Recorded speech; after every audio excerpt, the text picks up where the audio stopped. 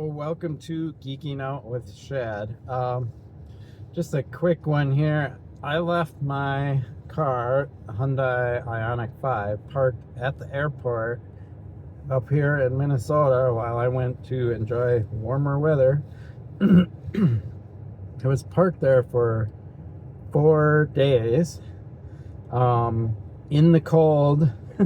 When I got back and the flight landed, it was like midnight. It was like -1 degree outside. While I was in the airport waiting for my baggage, I don't know how this happened or how it worked, right? But my car was parked in the parking ramp, like, covered. I wasn't out in the open. So I'm assuming satellites can't access it, right? And then, excuse me, it's cold out. So I was able to start my car remotely from my phone, which I didn't think I could do. I was like, oh, I'm going to have to get in this freezing cold car, right? So I remote started it. It was in the parking ramp. Quite a few. It was like level 5, and I think the ramp has like, 8 to 10 levels. I don't remember exactly. But so by the time I got out to the car, it was toasty warm. Totally shocked.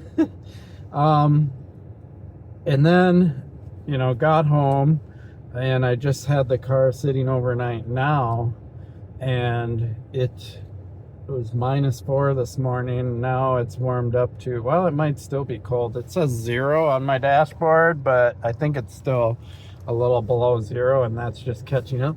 But I started my car to move it out of the driveway so my partner could start her Volkswagen ID4, which has been sitting outside in the driveway for I think about 5 days is the last time she used the car.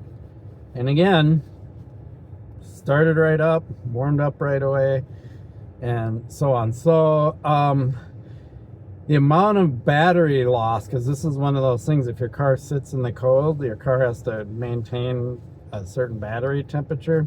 So the amount of battery loss my car had when it was parked at the airport, it was at 61% charge when I parked it, and it was at 59% charge last night when I got in it.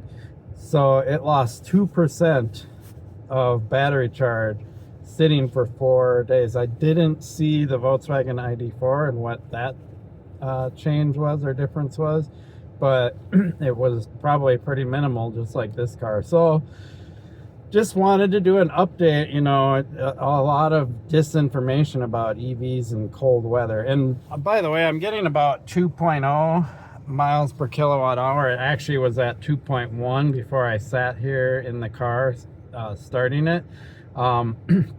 So yeah, sitting here with the heat cranked, trying to warm up the car while I'm not moving is gonna reduce that number significantly. And I've talked about that repeatedly. Like, if you, and this is the same with an ICE car, if you let your car sit and warm up for long periods of time, your fuel economy or your EV range is going to go way down. But if you just get in it and start driving it right away, and if your EV has a heat pump even, it's not going to be that big of a hit on the range in the cold weather. So 2.0 looks terrible. I mean, if I did the math, that's about 170 miles of range. But again, that's not constant driving. That's stopping, parking, letting the car get cold, driving a short distance, parking, letting the car get cold, or whatever.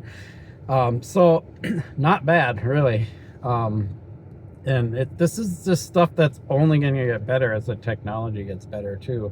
But it's not at a bad place right now, especially because I can just plug in at home and charge my car whenever I need to. So there you have it. I will do a video on charging at a Tesla charger here shortly. I just went on a little trip, so now that I'm back home, I'll figure out that and do that video. Appreciate your support for my channel. Please like and subscribe.